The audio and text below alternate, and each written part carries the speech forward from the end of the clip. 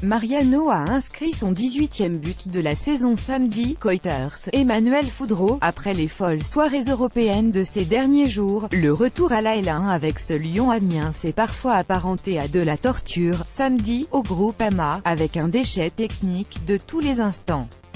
Frappe dans les nuages, contrôle raté, face à l'adversaire, ce fut un récital de maladresse, jusqu'à l'entrée de Fekir à un quart d'heure de la fin. Retour très encourageant de Nabil Fekir.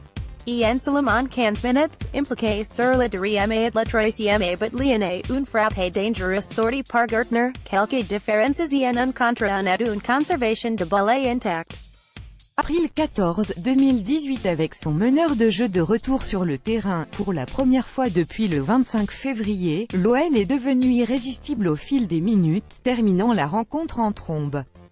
Menant au score depuis la 30e minute et le 18e but de la saison de Mariano, servi idéalement par Memphis, les Lyonnais ont doublé la mise à la 83e minute sur une reprise à la Zlatan de Memphis. Puis c'est Traoré qui a fait exploser la 3e défense de France, avant le coup d'envoi, 2 minutes plus tard. Sans un grand Gürtner, auteur de 117 arrêts depuis le début de la saison, un record et saveur à au moins 5 reprises ce samedi, les protégés d'Aulas auraient pu alourdir la note.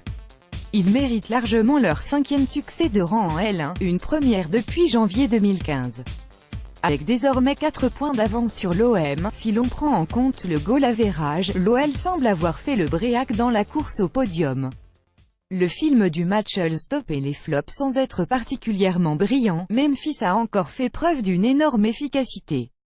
Il a marqué pour le 4e match d'affilée, et signé sa 5e passe décisive en 2 matchs, après les 4 offrandes faites sur la pelouse de Metz. À Amiens, Prince Guano, dans l'axe, et Gürtner, dans les bois, ont longtemps tenu la baraque, avant d'exploser en fin de match. Pour son retour à la compétition, Fekir a été très bon.